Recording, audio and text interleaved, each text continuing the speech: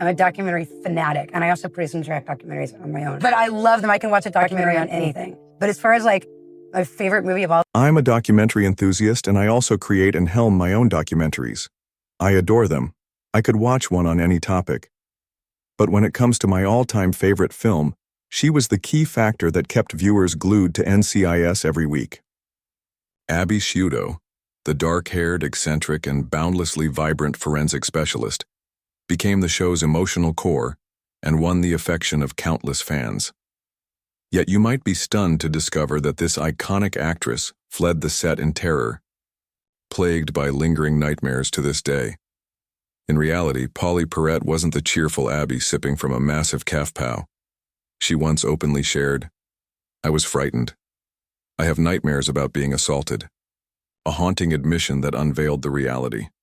Beneath the glamour of NCIS lurked cold, unrelenting darkness. Behind over 350 successful episodes were scars that never completely faded. A nightmarish marriage, a savage street attack, tensions so intense she couldn't film with a colleague, and a stroke that almost ended her life, all woven together, transforming Pauley Perrette's path into one of Hollywood's most tragic tales. Pauley Perrette entered the world on March 27, 1969, in New Orleans, Louisiana. From the start, she lacked a stable home base. Her father's railroad career meant relocating whenever work demanded it. Georgia, Alabama, Tennessee, South Carolina, New York, New Jersey. By adulthood, Pauley had shifted at least 14 times. This endless movement instilled a feeling of unrest, preventing her from forming lasting ties anywhere. However, it honed her flexibility and sharpened her ability to observe and understand others, talents that would later prove vital in her career and personal survival. Though born in Louisiana, Pauley always claimed Alabama as her real homeland. In her book Donna Bell's Bake Shop, she described it as the spot nearest to her soul, despite her nomadic Southern upbringing. In the traditional South, she mastered courtesy, with her blonde pigtails presenting her as the ideal polite young lady. Deep down, though, Pauley never fit that image.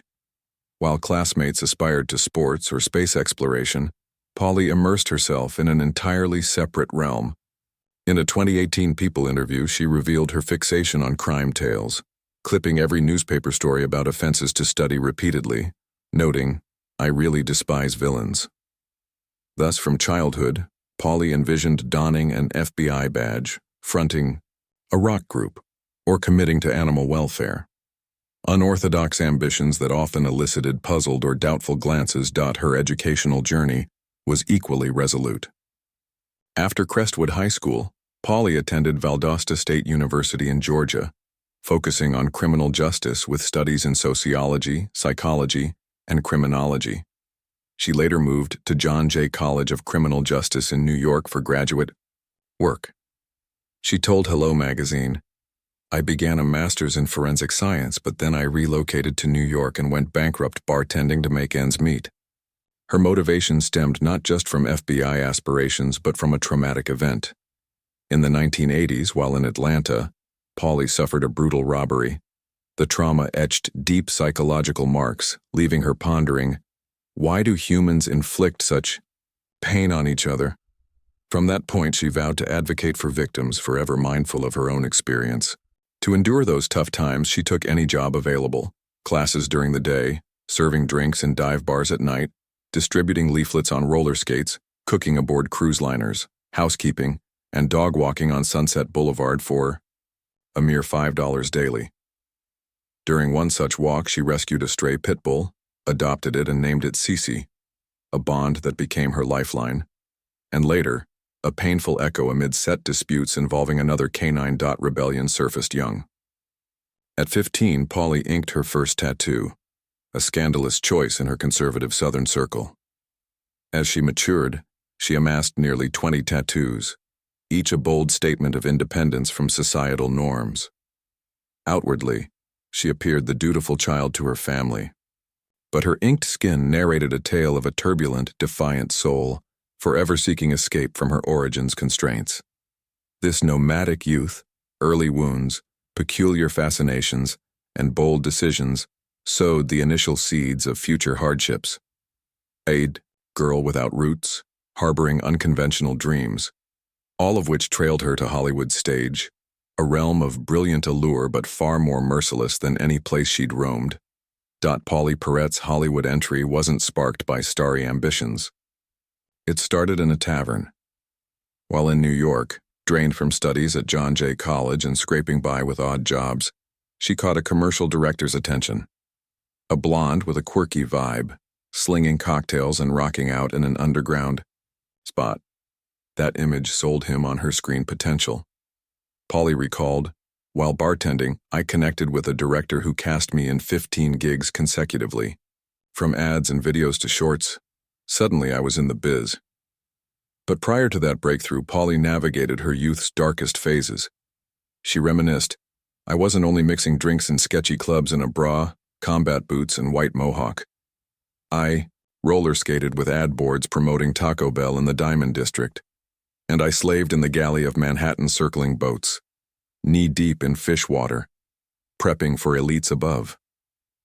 It was a dual existence. Criminology scholar by daylight, toiler.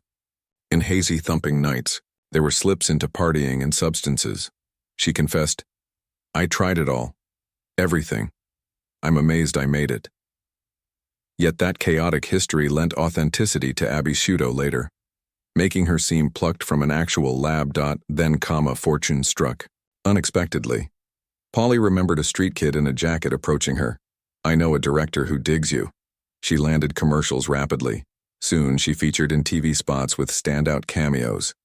Early credits included Murder One, 1996, Frasier, 1996, That's Life, 1998, Time of Your Life, 1999 to 2000, and Dawson's Creek, 2001.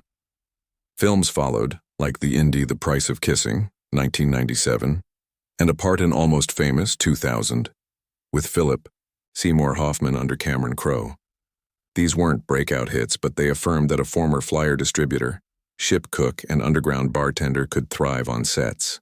Meanwhile, TV kept her visible. A server in Frasier, a guest in 24's debut season, repeats in Special Unit 2, Season 2 of Murder 1, and 4 Drew Carey Show episodes. These gigs highlighted her range, from laughs to gritty crime. The pivotal moment hit in 2003 when Pauley tried out for CBS's new show NCIS. She arrived with blonde locks, a basic white tee, and faded jeans, nothing like the envisioned goth lab whiz. But creator Donald P. Bellisario declared, "She's it." Thus, Abby Sciuto emerged, a goth-clad forensic genius bubbling with vigor, delight, and kindness. Intriguingly, NCIS didn't explode initially. A JAG offshoot debuting in 2003, it had average ratings, not instant fame. But its distinctive characters, particularly Abby, retained fans. Longtime pal Kevin Lawson said, "Even non-viewers recognize her." When USA Network reran episodes, viewership soared. One April week saw 58 million watches. Pauley beamed, "It's clever, humorous, and fun. What a gift. I adore my work." From the oversized red calf pow to Bert the flatulent hippo plush to her, snappy lines, all became Abby's hallmarks. What fans missed. Pauley didn't merely portray a scientist. She trained with actual experts delving into DNA, ballistics, and protocols for realistic delivery. In her on-screen tech haven, Abby was an info hub, a clue hunter, brilliant, odd, charmingly magnetic, and fervent, mirroring Pauley. For 15 years, Abby transcended the team with Mark Harmon, Michael Weatherly, Cote DePablo, Sean Murray, and David McCallum. She was its essence. Amid stars Perrette shone, topping Q-Score's likability charts. Abby's draw propelled NCIS to peaks. By season 9, it averaged 20 million weekly viewers, outpacing American Idol and dominating US TV for years. In 2011, Guinness dubbed Perrette the Globe's top TV crime actress, a feat she deemed surreal for someone who arrived in LA with $71 and a bra bartending gig. This triumph spanned globally. NCIS broadcast in numerous nations, emerging as a premier crime series, with Abby cosplayed worldwide. She evolved into a cultural emblem, The benevolent goth, quirky, enchanting, and smart, motivating youth toward STEM. Unlike formulaic females, in CSI or Law and Order, Abby was revolutionary, dubbed NCIS's soul by U.S. media. Her arc epitomized Pauley's paradox: greater adversity fueled brighter success. But amid accolades, new woes germinated in the sanctuary that once rescued her. At her peak, Pauley couldn't evade her worst choice: wedding musician-actor Coyote Shivers in 2000, as fame dawned. By 2004, she sought divorce, citing physical and mental abuse. It finalized in 2006, but horrors persisted. Pauley depicted post-split years as perpetual dread. Shivers stalked, harassed, attempted break-ins, and vandalized. Courts issued a rare permanent restraining order after evidence from Pauley and victims like model singer Bebe Buell and ex-Angela Garber, who echoed abuse claims. Yet Shivers continued, menacing emails to her attorney, appearing at her sushi spot with her fiancé, and countersuing, framing himself as victim. He alleged Pauley scripted her unsold star crazy to ruin him, a baseless accusation. In 2012, violations led to 3 months jail. TMZ noted probation breaches could mean 18 months more. Pauley confessed ongoing fear. Door knocks startled her. Street strangers evoked nightmares. Restraining orders are worthless. We need robust anti-stalking laws, especially online, she said. The saga transcended personal pain. It forged Pauley into an advocate for stricter abuse protections. In a 2017 48 Hours chat, she stressed laws often fail victims. She was Evie. If Shivers was a horror, subsequent romances were Pauley's bids to heal, only to meet more letdowns. First, cinematographer Michael Bosman, 4 years, engaged, a modest family vow ceremony. No gown or bling, just a pledge to await universal marriage equality. Pauley told ET it was about ideals, kindness, and unity. But in 2008, as nuptials neared, it crumbled. No public rationale, fueling speculation.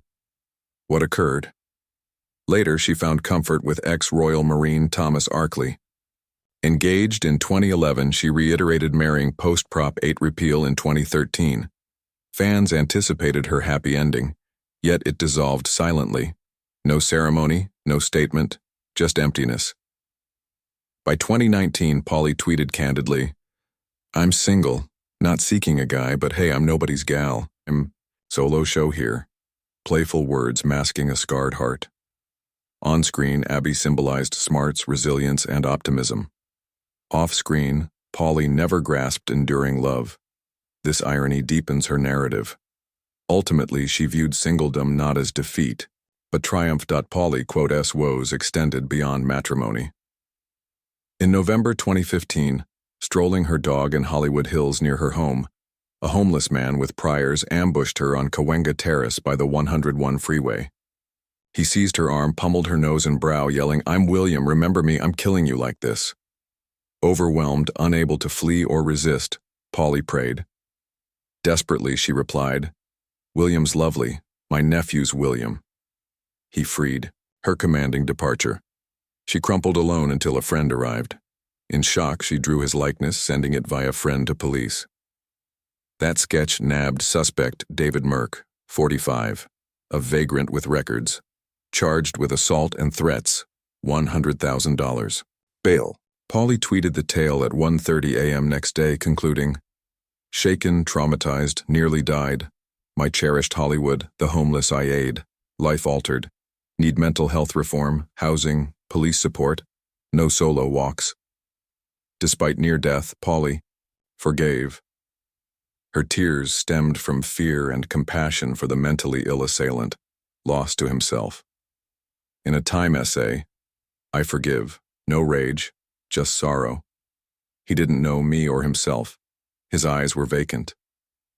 This close call pivoted her to deeper activism for violence victims, pushing protective laws. She knew vulnerability intimately. But tragedy struck within her 15-year NCIS haven too. Friends, locals, and fans Brace for this tale. It's beyond. A dog about shattered bonds and fractured camaraderie. In 2016, Mark Harmon, Gibbs, brought his pit bull on set. It bit a crew member during play, needing 16 stitches. The event rattled many. But as executive producer, Harmon faced little pushback, except from Pauley. As show's heart, she protested, lodging safety complaints and hiring a PI for proof. Harmon's side denied free roaming, saying it stayed leashed and he'd ceased bringing it. But staff recalled the rift's origin. CBS devised split schedules. Pauley and Harmon filmed separately. Later, Gibbs-Abby scenes, editing illusions, shot apart, merged post. This explains her exit episode's No Gibbs Farewell. Announcing departure after 15 seasons, Pauley tweeted cryptically, "Assaults, silencing mechanisms. He did it." Waves rippled. CBS responded. Over a year back, Pauley raised a workplace issue. We addressed it seriously, resolved with her. For Pauley, too late. In 2019. No NCIS return. Stop asking. Terrified of Harmon nightmares. Insiders. CBS paid $5. $9 million settlement with NDA. No cash healed mental scars. After 15 years, Pauley exited bitterly, sealing a brilliant yet bleak era. But troubles persisted. Even her iconic jet black hair, Abby signature, nearly killed her. Naturally blonde, Pauley dyed black over 20-plus years for the role. One day, her system rebelled. Rashes, face ballooning. Half my face, doubled my head size. She tweeted a swollen face pic to warn 500K+ followers. Crucial, hair dyers, especially black spot signs. Actually, 6 months prior, neck scalp rashes appeared. She ignored. A fatal error nearly. Allergists. Classic case. Itch, rash, eczema post-dye. Halt immediately. Persistence worsens exponentially. Post-scare, she explored natural dyes or wigs. Thought I'd die from hair dye, she said. This revelation hit. Character upkeep can cost more than scripts. What iconized her, Abby's enigmatic locks, became a lethal threat. Her candid sharing bridged fans to Pauley, not just star, but human-facing life's fears. It underscored artists' sacrifices, health, youth, safety, for seamless entertainment. Laced with hidden sweat, tears, and commitment. For many, Abby Sciuto wasn't mere fiction. She demystified forensics, injecting warmth into a sterile field. Innumerable women credit her for inspiring criminology careers. A text shared, "Abby sparked my path. Legacy beyond awards. Even Calf Pow, 7-Eleven's NCIS tie-in boosted sales. 14% swiftly. Prop to icon, her cultural imprint." Off-screen, Pauley backed charities quietly. With Pups for Patriots, she aided PTSD vets via service dogs.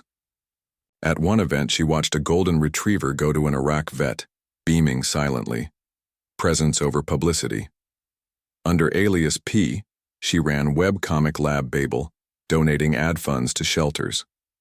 Fans uncovered it. Her blog note, "Dogs need it more."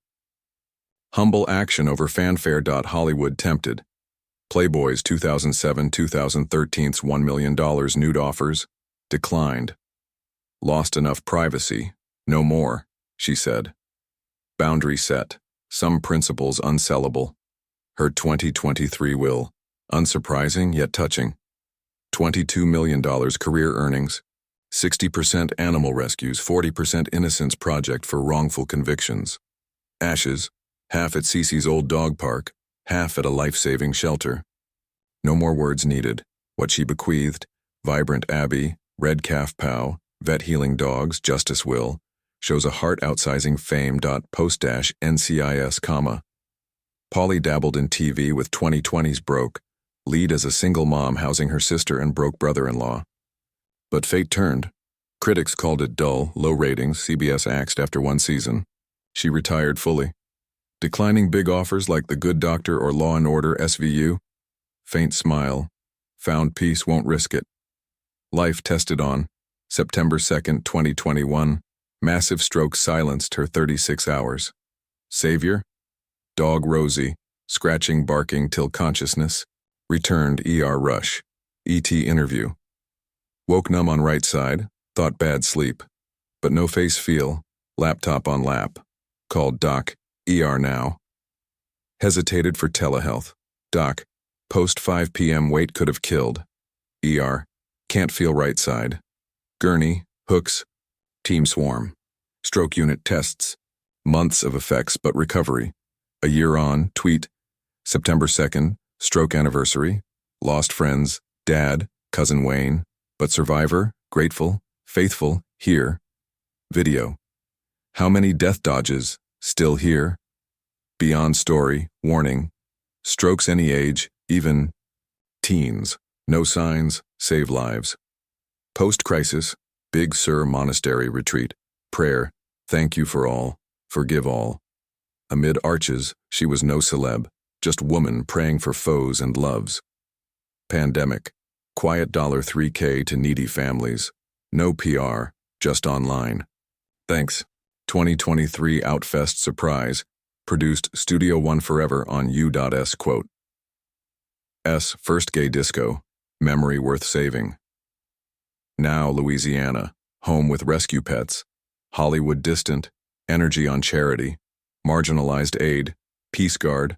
From nightmare dweller to light walker. From Southern FBI dreamer, Pauley navigated turns to NCIS stardom over 350 episodes.